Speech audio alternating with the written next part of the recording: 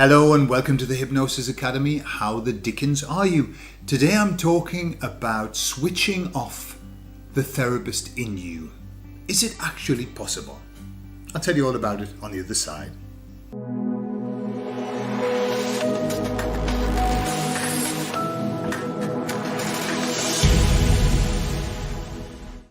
So this particular session was inspired by my wife and a question that she asked me just the other day.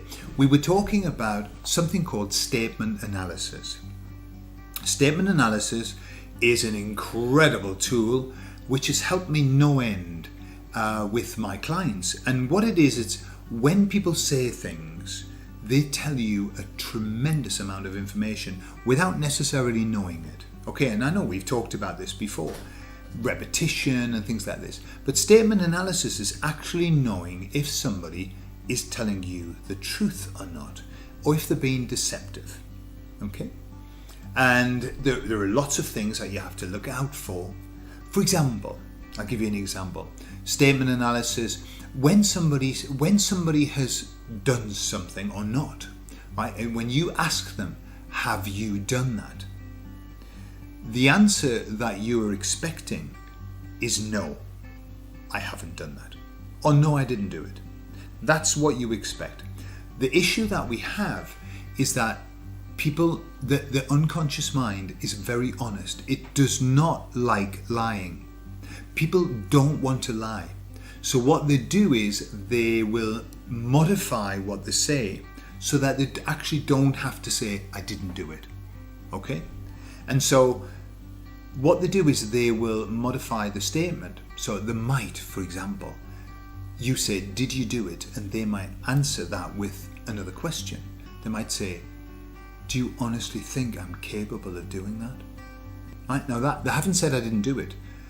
They have brought you in. That is called gaslighting, yeah, where they'll ask you and make you feel bad about asking them that question. Bear in mind that they haven't answered the question. They might qualify the statement. They might invoke God. When people invoke God, it's a red flag. I swear to God that I didn't do it. Okay? Why have they got to bring God into it? Why don't they just say I didn't do it? That's what we want to hear. I didn't do it. Wasn't me. Okay? And people might use the word really or literally. Yeah? I really didn't do it. Now, that's an intensifier. Why do they feel the need to intensify? Well, they must intensify because they don't even believe it themselves. Yeah? I really didn't do it. I literally didn't do it. And that's kind of, you look at it in this way. I didn't do it in a literal way. I didn't do it literally. I did it in another way.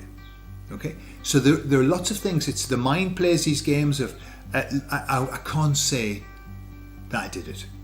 Okay, so I must say something else. So there's a lot of things in statement analysis. Once you learn it, then you have another door of perception open to when people are telling you things and when they're not telling you things. And when they're giving you the idea that they've told you something and they haven't answered the question.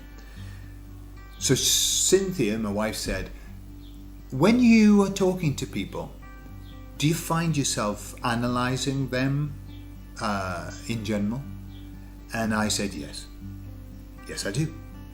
And when I think about it, it's very difficult now for me to listen to somebody and not be paying real attention to what they're telling me, what they're not telling me. It's very difficult for me to listen to somebody and not pick up if I think that they need to resolve an issue. You see, people tell you really quickly. It's amazing. Since I've been kind of aware of this, I've been amazed at how much information people give you right off the bat. They meet you and they tell you stuff. And you know what? Nearly always they tell you the most important things that are in their life. The most important things. And they tell you the most important things that are upsetting them at the moment. It's just, when people are talking to you when you first meet them, do never disregard what they're saying as throwaway. People are never giving you information as a throwaway thing. I mean, there might be throwaway words within that, but they're normally giving you lots of information. And so what happens is this. So I've done, in my time, handwriting analysis, which is called graphology. Fascinating. You can tell so much from people just by looking at the handwriting. I'm looking at my handwriting and I can tell a lot. Dearie me, needs therapy, that lad. Now, I've done statement analysis, which is looking at what people say and what they write down, and then looking for deception in there. I've studied body language, and so you can watch, if you're watching for clusters of body language, people showing you and giving you different answers. As they're saying the words, the body's telling you something different. Or maybe the same thing. They can be congruent and incongruent. And then I've studied NLP and eye movement signals. So I can also read the way that people are showing me patterns with the eyes. And so that's a lot of information that comes in when you're having a chat with somebody. It's very difficult for me to switch that off. In fact, I don't really want to. I'm very happy to be able to just listen to somebody, and it's good practice. I use it as a practice thing when I'm listening to somebody and I'm watching, I'm watching for them to say something and then do a very, very interesting eye movement thing, and I think, whoa, I'd love to go and investigate that. I don't. This is the line.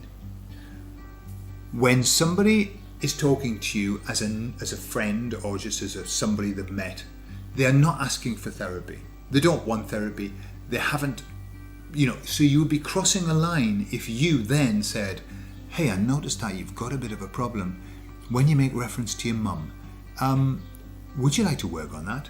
That's crossing the line. They're not in a consultation, but you can treat it like a private consultation, because you can get so much information, and all you're getting are questions, things that you would need to dig deeper on to say, look, this person's talked about it. What I'm aware of is that I don't think that they're happy in the marriage. How do you know when somebody's not happy in the marriage? Right, so some people tell you that they're not happy in the marriage. Okay, believe them. Okay, believe them. But the other thing to watch out for, when the expression, the lady doth protest too much. I find it very disconcerting when it sounds like somebody's trying to convince me that they're happy in the marriage. And they tell me straight away. And they don't just tell me, but they repeat it. Ah, yes. I'm so happy in my marriage. I'm so happy and my wife's so lovely. But I hear the words, but I don't always feel it. And I also think, why do you feel the need to convince me that you're happy in your marriage? So there are lots of things that you can listen out for that you think, I need to dig deeper there. If I were doing therapy, of course you're not doing therapy, you're just meeting somebody. But it can be very interesting. And afterwards, when you're reflecting on the conversation, you can be thinking, I often do this with Cynthia, I think that person has a big issue with X, Y, and Z, and I'm concerned about the self-esteem or the self-worth. Because again, you can hear, people tell you how much they are worth really quickly. They tell you how much they're worth. They'll tell you, people who are self-deprecating, they'll say negative things about themselves. They do it really quickly. Nearly always in the first few conversations. Oh, me? Well, I'm no good at that. Oh, no, I know. That's not me. That's not me. I'm not good enough for that.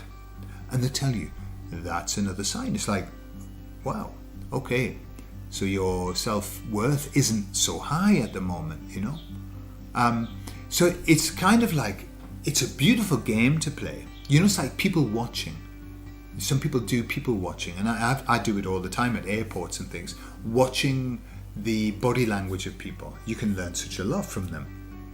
Well, it's the same with people listening. Listen to people when they're talking to you. Really listen to them. If you're interested in statement analysis, if you look online, there are mini courses you can get. There aren't that many people who do them. The courses are very expensive, but you can do a mini course, and there are books as well that you can get. Fascinating. Just as, you don't have to be a statement analyst, but boy, if you understand how it works and what to watch out for, you can learn a lot. It just helps you to learn your client more, understand your client. The more you understand what your client is telling you, the better a therapist you'll be. That's all. All right, so I hope that's useful for you. So don't try and switch off being a therapist. Just be one, but keep it to yourself. Yeah? But use it as practice. All right. I love you all. I'll see you all later. Bye-bye.